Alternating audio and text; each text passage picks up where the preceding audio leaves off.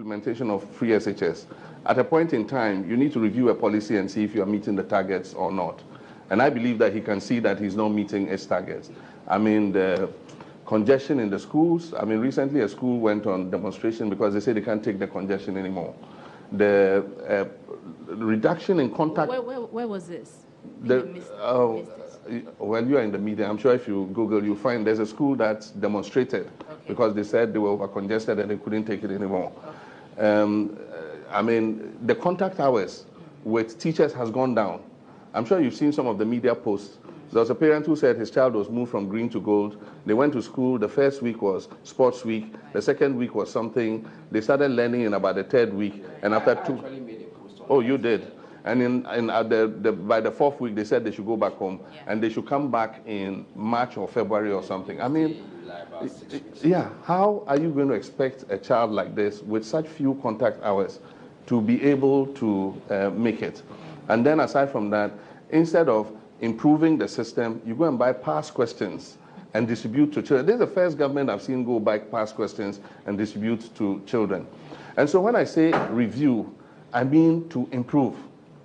And the first thing we'll do is to abolish the double track. We will fast track the completion of those schools, and we will spread out the children to some of the schools that are completed. There are a lot of projects that we started under the Secondary Educational Improvement Program. It's a World Bank project. And we're building additional dormitories and others. Those projects have all slowed. And so we'll fast track all those projects so that we can create more space in the schools for the children. And that should make it possible for us to abolish the double track in the shortest possible time. We have a track record. We abolished the shift system in the whole of Ghana by expanding space so that every child could go to school at the same time. We can do that in the secondary space. So when I say review, I mean to improve the senior high school, free senior high school.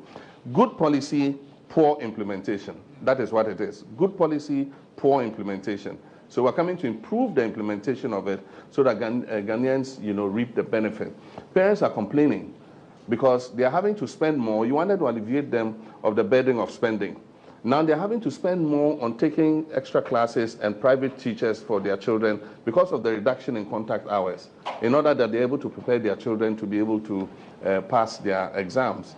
And so, good policy, but you've not implemented it properly. So parents are not getting the full benefit of the free SHS. So when we come, we'll improve it by first finishing the schools as quickly as possible. That will be a #1 priority.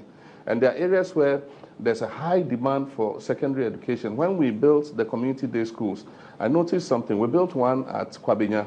The day I was commissioning the school was full. We built one at Frafraha, Adenta. The day I was commissioning the school was full. We built one at Chinderi. The day I was commissioning the school was full. So there are areas where there's a high demand for secondary education. We will put schools there so that children can, for instance, one of the issues that came up in our policy working group is that there are areas, for instance, if you go to Medina Adenta, you have West African Secondary School. West African Secondary School has a huge plot of land that it hasn't used. We can build a second secondary school, at a community day school in West Africa Secondary School, so that we double the capacity of that place to take in children. So you have the existing West African Secondary School with its headmaster, and you have a community day secondary school with its headmaster.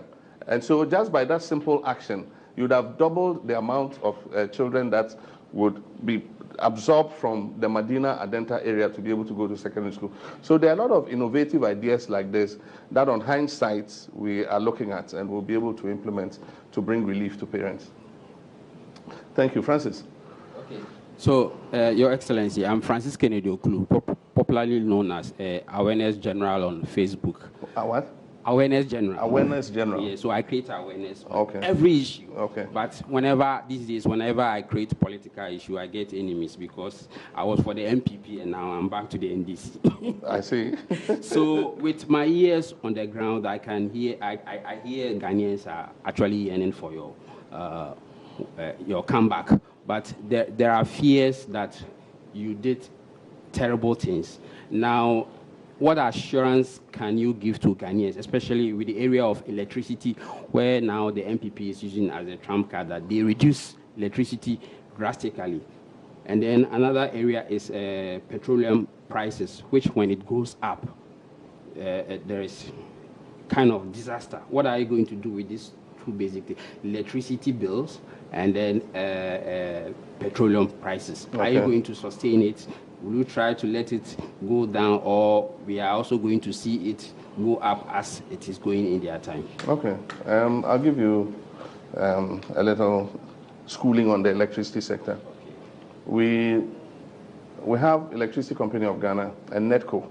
They are the main distributors of power in Ghana. Now they buy the electricity from the generating companies, and these include VRA and the independent power producers, Ameri, Car Power, and all the others. And so they buy that power at a certain price, and they also sell it to us at a certain price. Now, in 2018, when there was that reduction in price, it led to a debt of almost 5 billion cedis. So, as a Ghanaian, you say, oh, they came and reduced the price, but they were just postponing Armageddon for you. And so this year they increased the price back. But after increasing the price back, they've left you with a debt of billions of cedis, which somebody must pay. Nanado is not going to pay from his pocket. All of us will be called upon to pay again. That is why they increased ESLA recently, to pay down the additional debts that they created by reducing the tariffs. So you are going to pay that tariff. That you are paying it. You've started paying it because they've increased ESLA. Okay. And that extra money from ESLA is going to pay that debt that you enjoyed for that 1 year or 1 year plus. So you haven't gained anything. And now your tariffs have gone back up. It was 17% down, 17% up. Meanwhile, there's a debt that has led to an increase in, anytime you buy fuel, the ESLA that we left has been increased by 25% to claw back the 5 billion that you enjoyed. It's as simple as that. Now the point is, we were negotiating to bring gas from the west to east so that we will put all our thermal plants on gas so that they don't use liquefied natural gas. You can get an almost 30% reduction in cost of generation by using gas. And so we left office, we left all the negotiations we were having with the West African gas pipeline to move the gas from west to east so that we could stop the plants there from using liquefied petroleum gas. This government dilly-dallied with the whole thing until this year that they started the actual work of trying to connect. Our policy is gas to power. And so any gas that we have, we want to use it to produce power so that we can bring the cost of electricity down for Ghanaians and for industry. And so if they finish the transfer and the gas starts flowing to the east, then it means that all the plants that we have about 60% of our assets in the east, many of whom are not getting gas. If they all start getting gas, it will bring down the cost. And if it brings down the cost, government should transfer that reduction in cost to Ghanaians so that we can have cheaper, tariffs. But even if it comes down, we should give industry cheaper tariffs so that then they can expand their plants and employ more Ghanaians. In Ghana, we have the reverse. The industries pay more and residential pay less. Instead of in all other countries, industry pays less and residential pays more so that they can create more jobs so that we can work and earn money to pay our electricity bills. And so that's the issue about electricity. With petroleum, I try to explain it. If we're able to bring efficiency into the distribution system, then we should be able to bring down the prices so that Ghanaians can take the benefit of it. Thank you, Mr. President. Princess. Yeah, so I'm Princess Ba. I'm in Lancaster University, a law student, so my focus is mainly on the whole law issue and the entry into the law school. Yeah. So basically, I want to know what your office what does your office have planned for us in terms of policies and making the whole education accessible and more interesting for we upcoming lawyers? Okay. I think when the law students did the demonstration, my office was one of the places they came. And I had time, I met with them, they explained issues to me and all that. And I made a statement. I said that there should be no how many million Ghana cedis, chartering jets in foreign countries, just when we have a presidential jet here, you want a bigger one, and so you go take $17,000 an hour planes to travel. We won't do those things. We will sacrifice with Ghanaians as we try to get the economy back on track. Thank you, Your Excellency, for such encounters and your efforts to rescue us from the current hardship we're going through. We now know the difference between you and the others. Let's see the name. Thank you, Kofi Techi. Have a Merry Christmas. Imoro King Faisal wants to know how I would handle the posting of nurses in this country, because it has become a norm that we have to demonstrate and picket before we are posted. Isn't it a tragedy that the government says they have employed 50,000 nurses since they came, and still nurses are picketing, demonstrating? I mean, it just shows that it's not true. Recently, we have been told by the Nurses and Midwives Council, or whichever body it is, that the total number of nurses in Ghana does not exceed 70,000. So how could you have employed 50,000 nurses? And so that's a fallacy. What we did was to expand access to healthcare by building new hospitals. You cannot employ nurses when you don't have anywhere to post them. And that's why we started all the district hospitals. And our policy, when we launch our manifesto, is that there will be a modern health facility in every district of this country, depending on the population size of the district. It can be a health center, it can be a polyclinic, it can be a district hospital. And then I already announced that in the 6 new regions, we're going to put 6 new regional hospitals. We're also going to open the University of Ghana Medical Center and operationalize it so that we can employ. All these will lead to the employment of more nurses and doctors.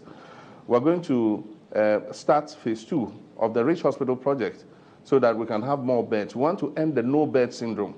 We shouldn't have an emergency where you go to any hospital and they say, we don't have beds, take the patient away. Or even if they are forced to admit them, then they go bring plastic chairs and put the patient in with a drip by their side. It is not the Ghana of the 21st century. And so we're going to expand the healthcare sector so that we can bring in more nurses and paramedicals. We'll fully operationalize the WA Regional Hospital. I mean, it can take how many nurses? The program that we had before we left office, we're introducing 6,000 new hospital beds. And if every hospital bed requires 3 paramedicals, that's 6,000 times 3. You can imagine how many people we could have employed. And so those are some of the things we'll do in order that we can employ more of our health sector staff. Please, why was your name mentioned so many times at the MPP conference yesterday? Obasima Albarka. Unfortunately, I didn't watch, and so I wouldn't know why. But like I said, this is a government that has continued to play the blame game, since they took over office. I believe that as a president and as a leader, you must be able to take responsibility. In my time, I was landed with a doomsaw, not because of anything I had done, but because preceding governments had not put in enough generation on time so that Ghana's demand for energy was growing, but they had not put in enough generation on time, so our demand outstripped the supply of energy. I went to Parliament, I said, we have analyzed the problem, I recognize the problem, and I take responsibility, and we will solve it. And before I left office in 2016, we had excess generation in this country, our power was stable, and that is what a president should do. In entering your 4th year, you should not be talking about your predecessor. You should be talking about what you can do for the people, or what you have done for the people. If you keep looking back and blaming me for everything, that's fine. You make me more popular. And you mentioned my name many more times for Ghanaians to remember that there was once a president who did this for them. And so I didn't watch the press conference, but that's their problem. Mr. President, please, how are you going to solve the insecurity in this country? Everybody remembers that in our time, crime was low. And that is because we put the right people at the right place. We didn't do promotion in the security services based on your party affiliation. Unfortunately, this is what this government has done. if you are not, committed to their party, other people are promoted over you. So there's demoralization in the security services. If the president likes, he should ask his security personnel. Security service personnel are not happy. There is demoralization. I was chairman of the police council. I was chairman of the Armed Forces Council. When we came into office, we had to let some people who had been promoted over their colleagues. They entered the same year, same merit, they passed the same exam, but they had been promoted over them. We had to let them mark time to let these ones catch up, and then we promoted all of them together. We didn't do promotions based on what a person's political affiliation was. The current CDS, when I was going to appoint him, they said, oh, but he was ADC to President Kufuor. I said, what does it matter? He's next most senior. He has carried out himself well. He deserves it. I appointed him. Unfortunately, that is not the case here. I mean, the armed forces, the police are not happy. And if the president puts his ear on the ground, he will hear what I'm telling him. Let's come back in-house. I was going to Kofi. I'm sure you've had time to think through your question. So let's go. Kofi Amade. My question is in regards to youth employment. You're a student, are you? Yeah, I am. I see. Which university? Lancaster University. Oh, okay. You're both Lancaster. Yeah. Good. Welcome. So for the past 2 years, we've had the youth unemployment rate at 13.7%. So I was wondering what policy considerations your office might put into place if we give you the mandate to. Okay. I think I've answered the question in some way, but I will probably delve deeper into it. Like I said, if we do a human resource gap analysis of the public services, we might find some areas where that need more people. And so we can either take those who are qualified to go in there or put it out and say, look, we need more of this kind of people. We need more of this kind of people. And people can be guided by it when they're doing their career course options. Now, aside from that, in the banking sector alone, the banking sector crisis has led to almost 20,000 job losses. If you take all the microfinance companies and all of them, about 20,000 job losses. Now, one of the things our policy group is doing is looking at restoring the indigenous participation in the financial sector. It didn't come up by accident. We created it. We realized when I was vice president to Professor Mills that all the banks were owned by foreigners, either Barclays, Standard Chartered, and all of them, Stanbic. And then the next tier of banks, were owned by mostly Nigerian banks, Zenith, GT Bank, and all of them. And so we said, no, let's encourage some Ghanaians to come into this space. And so UT Bank, Amabin, was a savings and loans company. We convinced him to go for a banking license. Unibank, was brought in. And then all the other banks, Dr. Ndum. Dr. Ndum was not an NDC person. Indeed, he was with the opposition. And yet we facilitated him to establish a bank, because we believe that Ghanaians must participate in the financial sector. Now, I'll say that I think the way this government handled the financial sector clean-out was very amateurish. It was poorly handled. If you look at some of the banks, one bank needed 120 million bailout to survive. Another one needed 450 million. I mean, if you put the total money that we could have used to salvage the financial sector together, we would not be talking about the 30-something billion that we currently owe. The debt from the meltdown in the financial sector is more than 30 billion. And yet, I don't believe that more than 12 billion of this, would have been needed to bail out a lot of the institutions that were struggling. And the role of a regulator is not to kill your industry. Even if there are infractions and they are not in line, you give them a period. You say, look, within the next 2 years, I want you to go after your debtors and re-liquefy your accounts. We would have saved 20,000 jobs. Today, they've added to the unemployment. A lot of them are young people like you. And so we're going to restore that indigenous participation in the financial sector so that we can employ people again in Ghanaian banks. Then aside from that, I believe we can do more in the, the service sector and the digital economy. And that's where young people feel very comfortable. And if we're able to invest more in that sector, we should be able to create more jobs. I told you about tourism. If we put money in tourism, we will reap the benefits within a year or 2 or 3, and we can bring more young people into the tourism space. Agribusiness. Of course, young people don't want to go to the farm and bend over with a hoe and cutlass. But if you put a small factory that is processing and packaging agricultural products, a lot of young people would want to do that. And so agribusiness, there's a lot of space in agribusiness. And so let's get the young people, let's put them in that area. We built some greenhouses at Dawinya, about 80-something of those greenhouses. And our intention of building them was to bring young people and train them how to do scientific farming. So you're not going to take a hoe and cutlass anymore. You have a greenhouse, you'll be trained how to produce your vegetables, your tomatoes, your peppers, and all that. And if you come together, you can export and earn a foreign currency.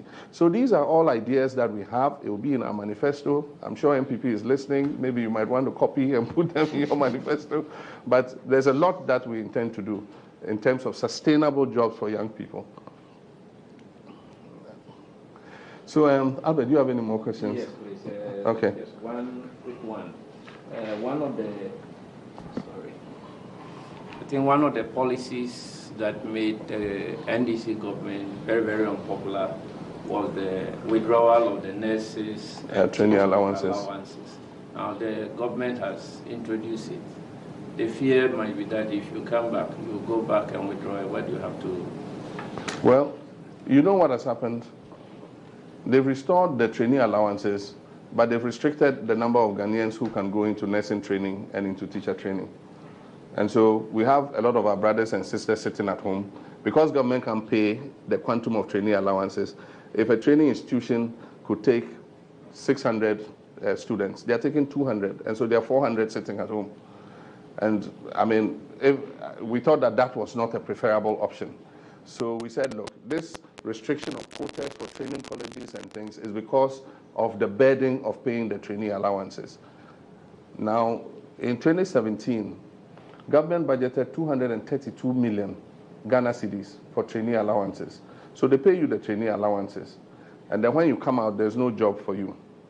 The 232 million, if a young trainee who comes out of school and is employed earns about 1,300 Ghana cedis. If you divide 232 by a young trainee's salary over 1 year, you would have been able to employ 12,000 nurses. So you prefer to spend 232 million in school and come out, and government does not have the money to employ you. Is that a better option? And so we tried to explain, and I said, look, it's a matter of principle for me, and that is why we had implemented that. Now, our intention was not to take the trainee allowances from them. We were shifting them onto the student loan. And so what we're doing now, our policy working group, is looking at how we can expand the student loan in order to cater for all students in tertiary institutions and cater for them in a way where instead of paying them the lump sums at the end of 3 months or something, we'll give them a monthly stipend from their student loan allowance so that they can use it for the day-to-day living that they have to do. But, I mean, what has happened has happened. I hear they can't even pay. There are many months in arrears, and it's something we'll come out clearly on in our manifesto. Our manifesto group is working on it. We won't change the status quo immediately. We will retain whatever they have for now, but we will expand the student loan trust. And when we're confident that it is giving enough security to students, whether they are teacher trainees or nursing trainees or they are in Cape Coast University, then we'll cut it over. And so everybody will be happy. Where do we go? Julius Kofi Gagnon, 80 greenhouses for farming. That's quite huge. God bless you, Mr. President. It's at Dawinya. Anybody who wants can go to the Dawinya irrigation project. The greenhouses are there. Many of us have graduated from the colleges of agriculture in the country, but many of us end up sitting in the house without being employed to bring our expertise. What are you going to do about this situation? If you look in our manifesto of 2016, we said that we're going to create farmer service centers that will provide services to the farmers. Now, attached to those farmer service centers, we're going to have agricultural extension officers. And so within the area that the farmer service center covers, the agricultural extension officers who are employed by the Farmer Service Center will be the ones to teach the farmers the new strategies for increasing their production and all that. So that would be another way we're able to employ the agricultural students. But apart from that, I believe that if you are trained as an agricultural officer, you must demonstrate it by having your own farm and also doing something in agriculture. And so what we'll do is we'll take the agricultural students, we will build for them greenhouses and open field. They'll be trained, how to produce, their own food and also be like a farmer.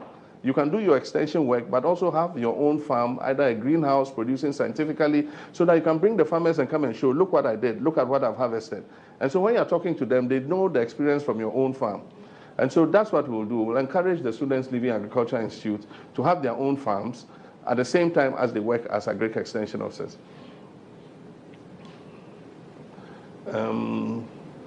Mr. President, please, how do you intend to deal with the CD dollar issue? Or you also arrest it and hand over the keys to the IGP?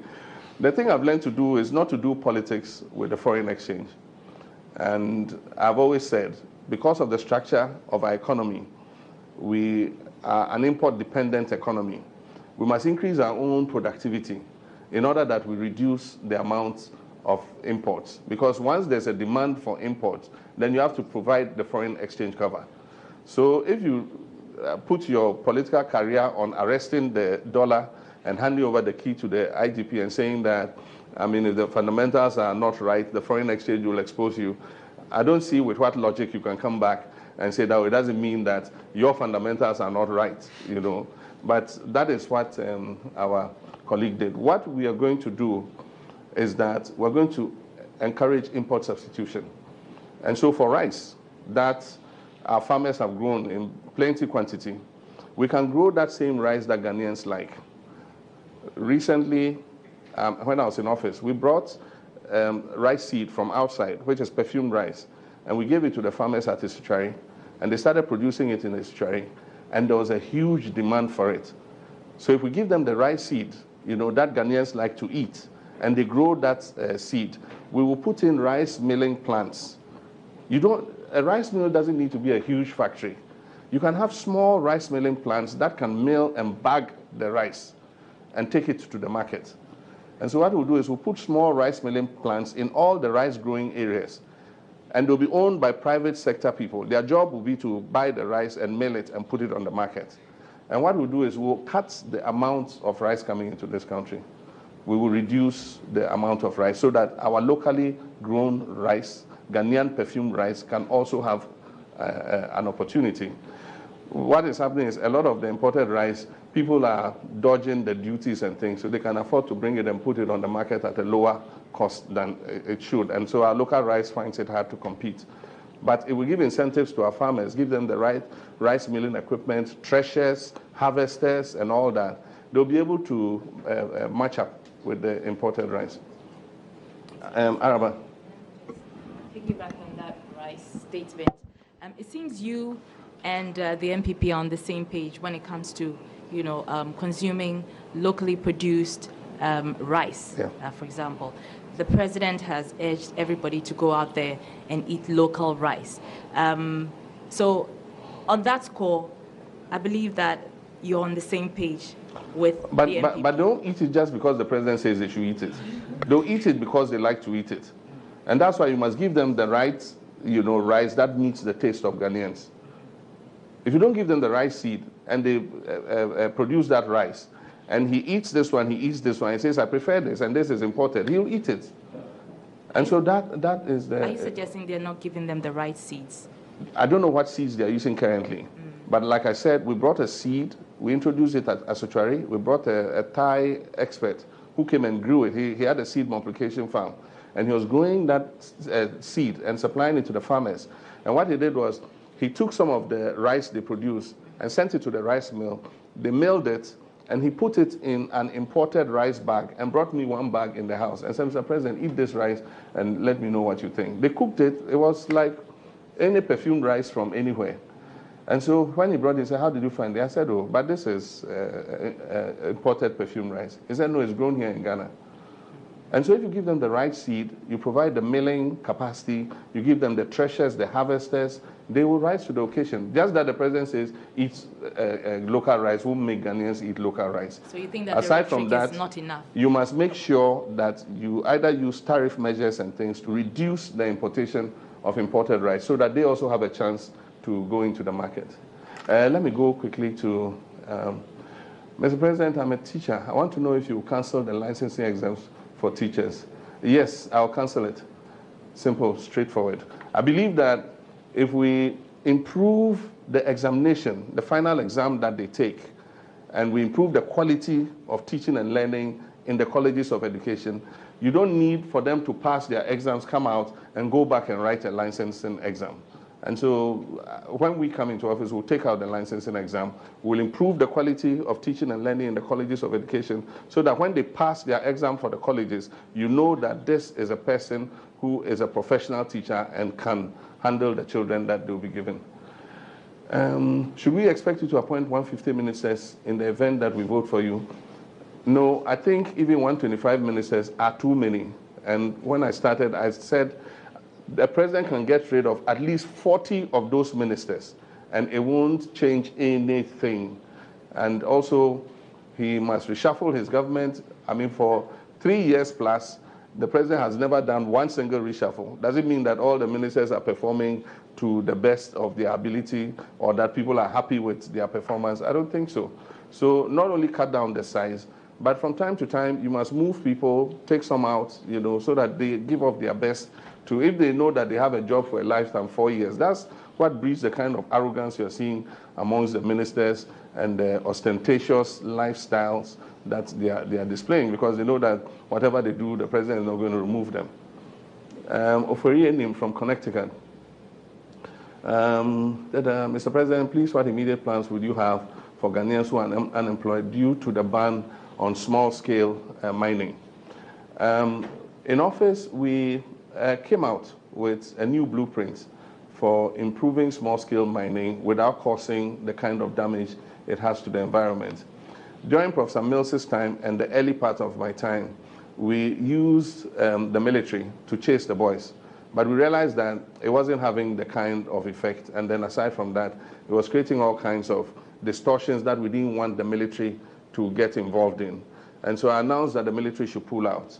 And let's come out with a program where we help them to be able to take advantage of the resources God has blessed us with and be able to find jobs. Because if you set up a good small-scale mine that is using the best practices and will recover the land after they have finished, then all these young boys going into deep holes and the holes collapse on them can find work with these small-scale mining companies. And so we left a whole blueprint. We hadn't started to implement it. I actually was calling a stakeholders meeting in Kumasi, but the elections interrupted. So we said, look, let's win the election. When we come, we'll call all the small-scale miners and the illegal miners, and we'll put this program to them and get their buy-in, and then we'll implement it. One of the things we're going to do was to decentralize the mining. And so we're going to have district mining officers who will register everybody who is doing mining in the community and make sure that you're following the right steps. You will pay a little something as what we call a reclamation bond. And so as you work, whatever you get, you pay something small as a reclamation bond. When you finish, if you push the topsoil back, you plant some trees on it and all that, we'll give that bond that you put away, we'll give it back to you. If you don't, then we'll use that money to employ some people to come and reclaim the land, and then we'll pay the money that you left to them to be able to reclaim the land. And so we had all these ideas that we could have implemented, but the people of Ghana are the ultimate, and who were voted out.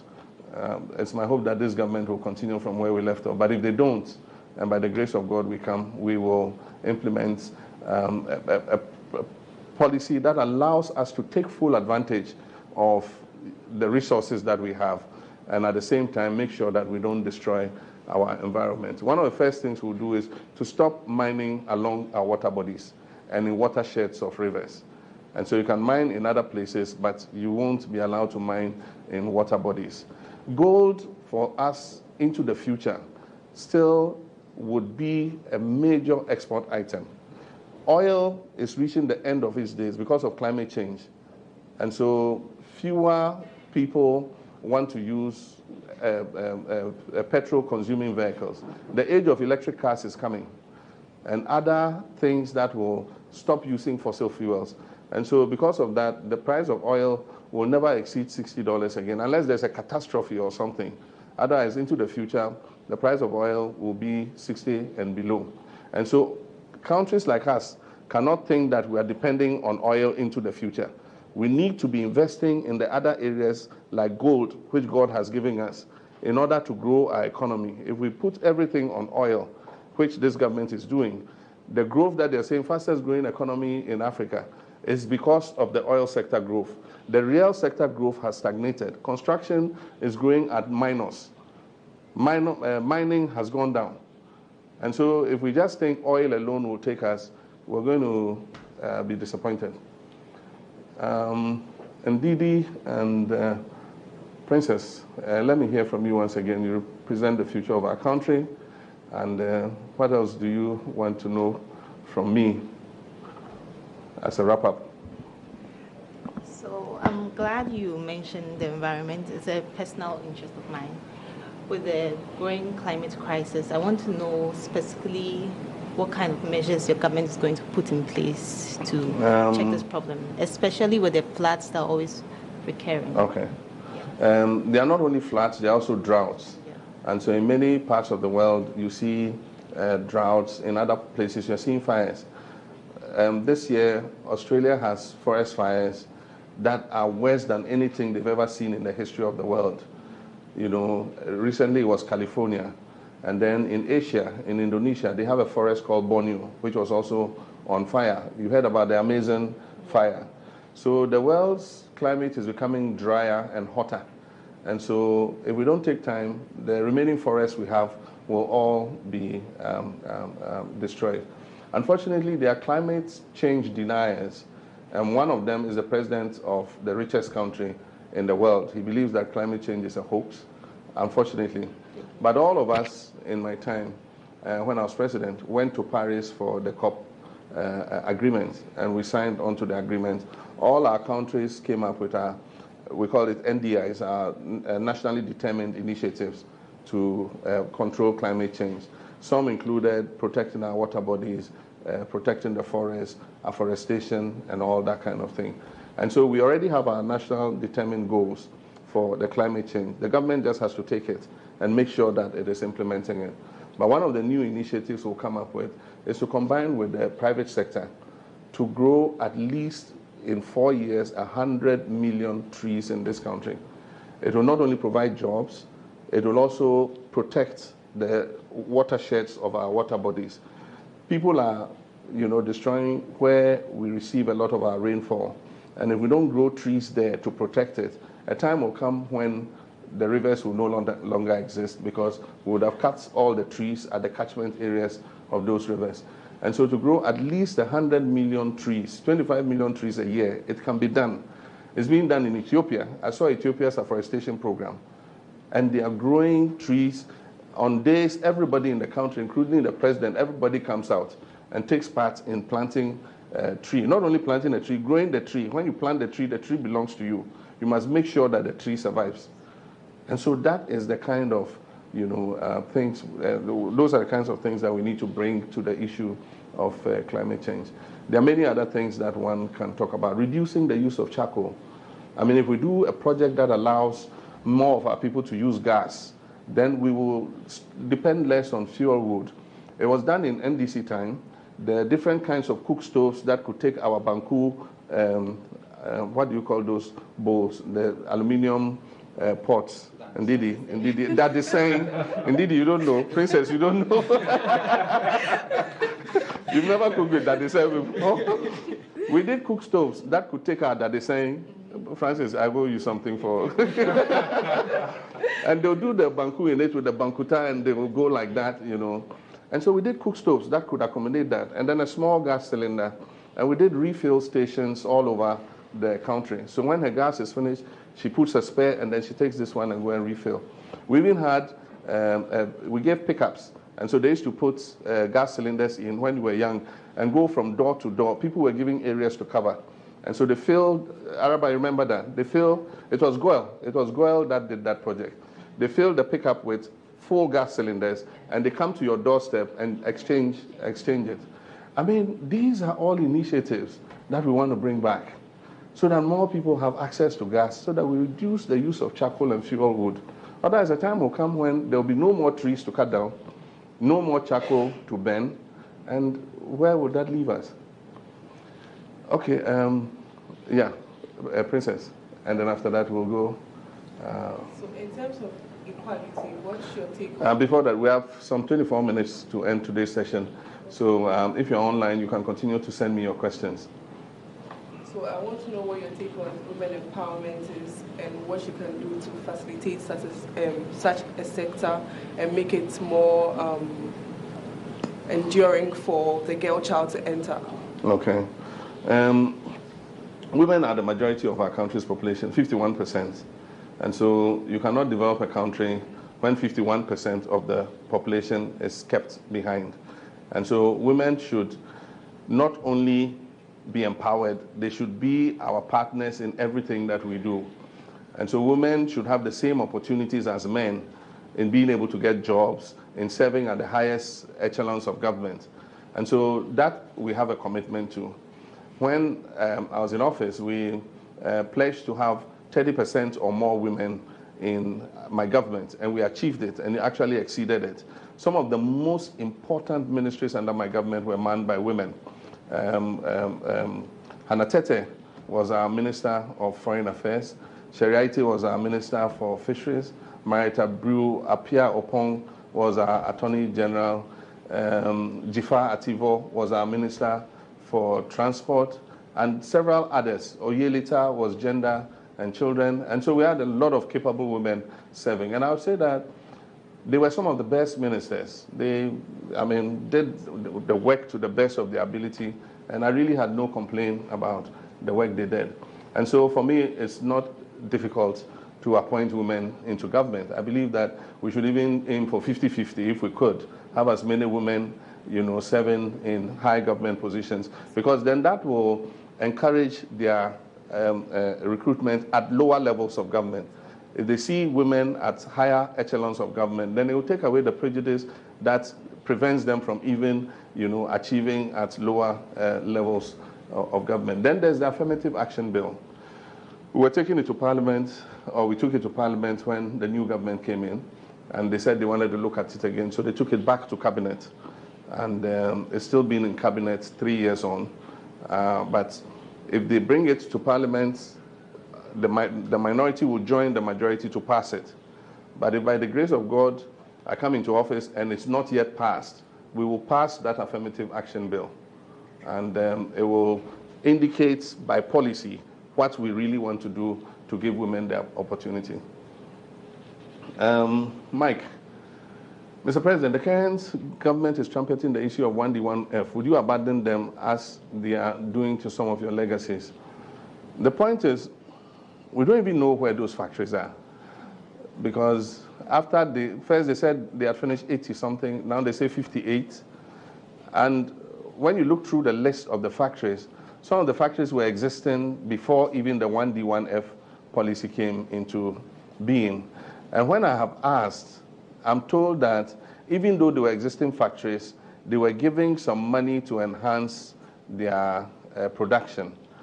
Well, if you say that, then it means 1D1F started long ago, because I set up the Exim Bank, and we helped so many Ghanaian industries, but I didn't go and put signboards in front of them and say, this is one district, one factory. I mean, the pharmaceutical industry, I gave 50 million Ghana cedis at a time when the cedi to dollar was 2 point something, to at least 6 pharmaceutical companies to expand their production lines in order that they can produce more drugs for Ghana's consumption and also export to the neighboring countries. And because of that help that we gave, some of these pharmaceutical companies started exporting drugs to Liberia, Sierra Leone, to Burkina Faso, and other places. And so if we come into office and there are actually 1D1F projects that have started, we will continue and finish them. We're not going to abandon them halfway or quarter way because we didn't start them. We'll let the work on them continue, but then we will adjust it a bit. You see, the thing is, production does not lend itself to political delineation. And so the value chain of factories goes beyond political districts. And so we would rather go for what I call staple crop processing zones.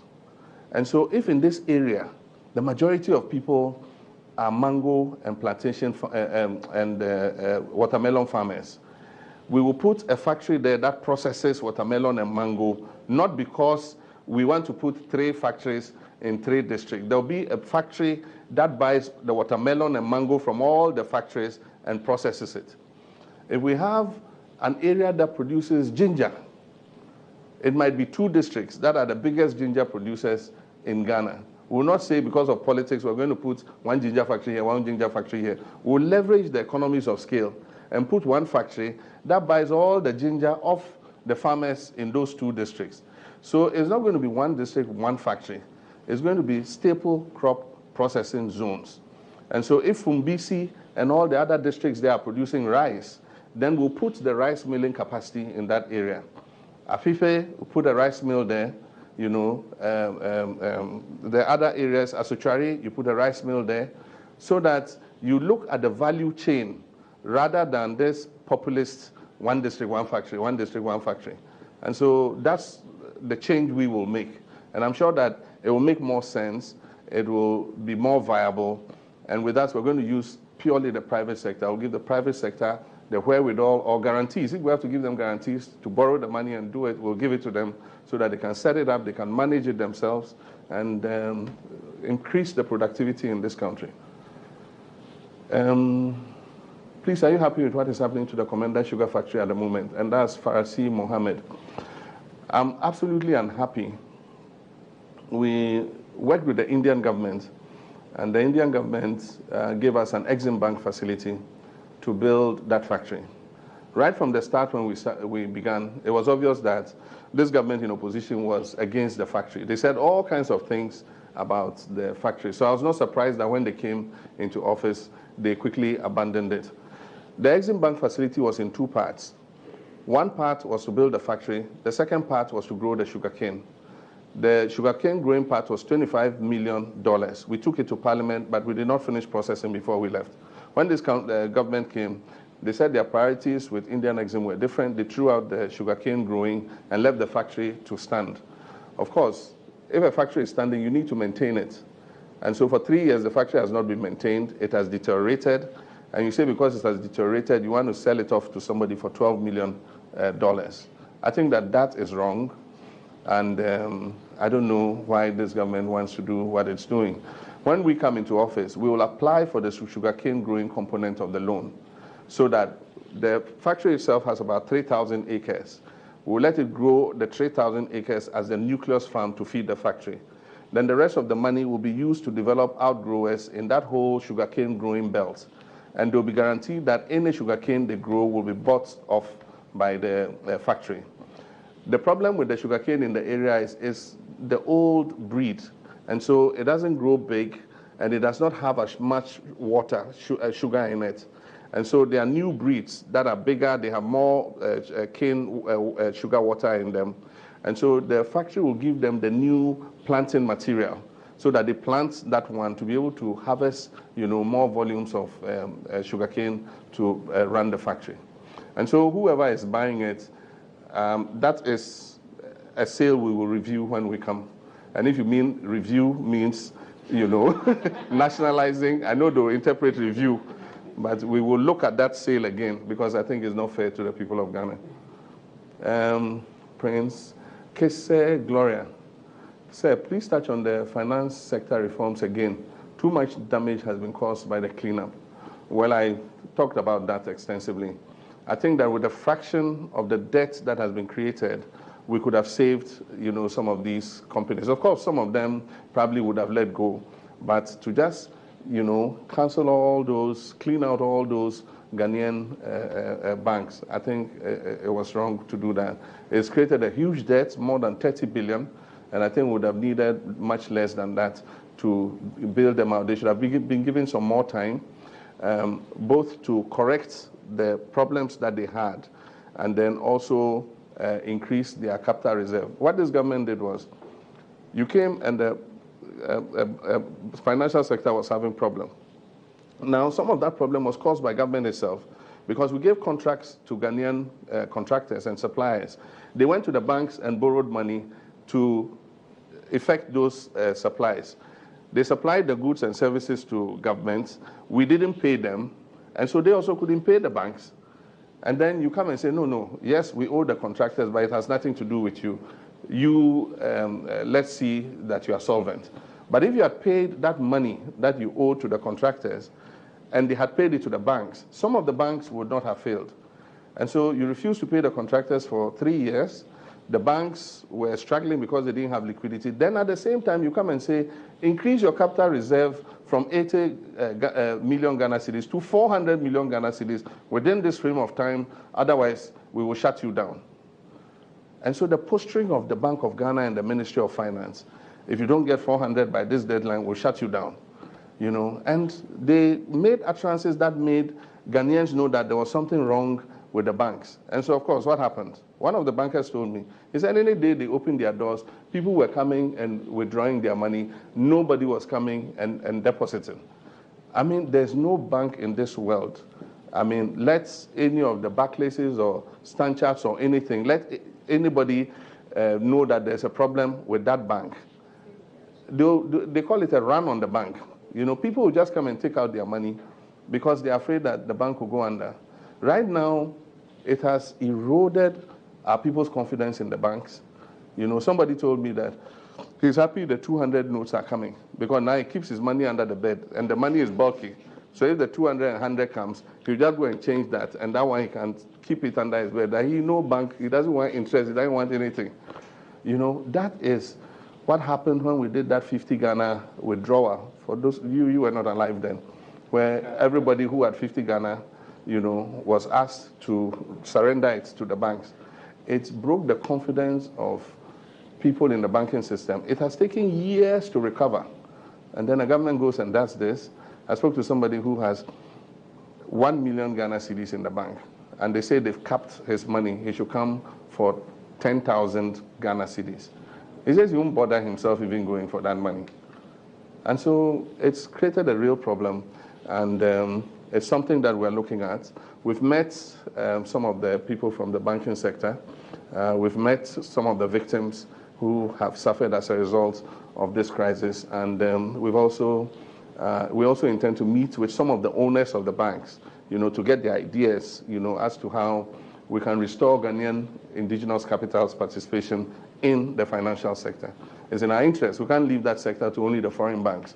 We must have Ghanaians participating in the financial sector.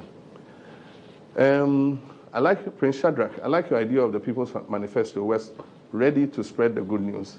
Yeah, we're going to come round, and for those of you we haven't reached yet, just be patient. The Manifesto Committee will come round. Sometimes I'll join them. We'll have town hall meetings, and we'll take more of your views. A lot of the views I'm espousing are some of the views we've already even collected from Ghanaians, you know, meeting with you. Let me take one more question from our in-house guest, and I think I'll give it to Francis. Okay. Mr. Your Excellency, it's about, I know your former appointees were being harassed.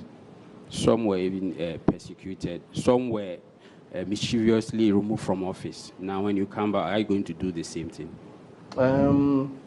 I have nothing against investigating, you know, people who have held a high office. And I've said several times that if I did anything wrong in my period in public office, I have no problem with being called to answer. And it should be the same for anybody who has served in high office.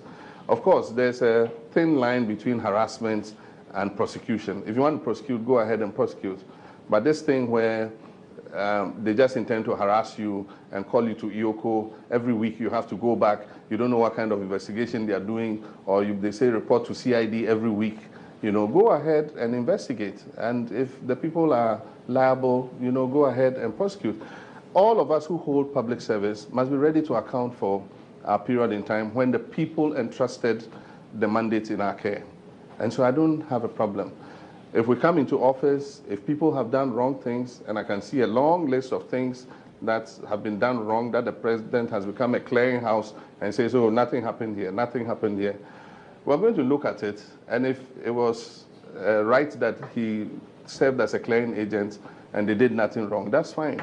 But if they did something wrong, we will let the institutions work. That's why I'm saying that the fight against corruption is not a political directive. It is strengthening the institutions to do their work without interference. Leave the public prosecutor. I mean, if we come into office and the public prosecutor is there, we tell him, look, investigate any cases of the past government. And while we are in office, if anybody is doing something that is wrong, you must investigate him too. It's easy to investigate your opponents after you take power. But the true test of the fight against corruption is to investigate your own. And that is what I did. In all the cases that came before me, I asked the agencies to investigate. And in many cases, National Service, we sacked 100 and something people. We put 30 something of them before court. They are still before court. I don't know what is happening to that case. We had the JIDA case. My colleague, who was a member of parliament with me, is in prison today because we had the courage to go ahead and do an investigation, and the court found him liable. I'm sad that he's there, but the mandate the people of Ghana gave me was to do my duty when it comes to doing that duty. And so all the things that came up, I made a commitment that we will investigate. And it's the same. If I come back into office, if allegations are made against my officers, I will have them investigated. And if they are liable, let the law take its course. So everybody who comes into government must come in being very careful that if you don't do the right thing, you could end up, in an unpleasant place. All too soon, it is over. I think I won't forgive myself if I don't ask this question, which is very dear to my heart. As you know, Joy FM is championing a campaign called the Clean Ghana campaign. Yes. And we do know that this government has what it calls a policy to make Accra the cleanest city by the end of the first term, according to the president. But what is your plan for sanitation in the country if you are elected president? Accra has become the dirtiest city, I think, in the whole of West Africa. Because I've been to Abidjan recently, I've been to Abuja, and I mean, they look much cleaner than Accra is. And so if the president had taken it as one of his promises, then he has failed very badly. And especially with the fact that you have a sanitation minister, you can't understand what the sanitation minister is doing. In our time, we introduced the National Sanitation Day to encourage people to clean around their environment. Because of, unbridled opposition, some of the MP people encouraged their people not to take part and said it's the duty of government to clean and that they pay their taxes, so why should they clean around their compounds? I think that we should change that mindset. The day Nanado reintroduces National Sanitation Day and says we should clean our compounds, I'll come out and join and clean. Already, I don't even need anybody to. We had overgrown grass in front of where I live. I came out with my staff and some of my neighbors, and we came to weed. And I got lampooned. Why was I coming out to weed? It was causing accidents. The grass had overgrown. And so if you were coming from the front of our estate, you could not see who was coming around the runabout. I have children who drive. Must I wait for my children to have an accident before I take the initiative to mow the grass? So I decided one day that if they don't do it, we'll do it. And we did it. And it was a good initiative because the next day, or a few days later, they brought a tractor with a mower, and indeed they mowed the whole place right up to the Maxwell Mahama runabout. I see. So we will move sanitation ministry back to local government. I think it's one of the most useless ministries. It hasn't proven itself. It has not achieved anything in the last 3 years. So we'll move it back to the local government ministry. We'll put a deputy minister there who we will empower to make sure that the district assemblies are doing the right thing and that they are surcharging people who keep their compounds dirty or who do not keep their surroundings clean. All too soon it's over. Araba, thanks for that question. And thank you very much for joining me once again on my Facebook Live series. It is heartwarming that you remain active citizens who are prepared to demand more accountability from your political leaders. This is justifiable because Ghana deserves better. As I said earlier, I will provide you quality leadership that you are yearning for. I've taken on board all your suggestions and your concerns. This will inform my next policies and actions as president come 2021, if God wills it. As I indicated, we have begun a human resource gap analysis in order to fill thousands of vacancies that might occur in the public sector. I'll abolish the 60% increase in communication service tax and ensure massive job creation within the ICT, telecom, and services sector. We'll scrap the dreaded double-track system and return to our record of massive infrastructure development across the sectors. I'll cancel licensure exams for teachers. The Eastern Corridor Road will be given priority because it's a major corridor which will facilitate movement of goods and services across many regions. We'll dualize the Accra-Kumasi Road, we'll dualize the Accra-Cape Coast Road, we'll dualize the Accra-Aflao Road to reduce the rates of accidents that occur on these single carriageways. Let me thank you all once again for participating in this session, and I wish to thank my in-house guests for honoring my invitation and for their insightful questions. I commit to a peaceful, idea-based campaign devoid of insults, for insults have never educated a child. I wish you all a Merry Christmas and a Happy New Year. Thanks for coming.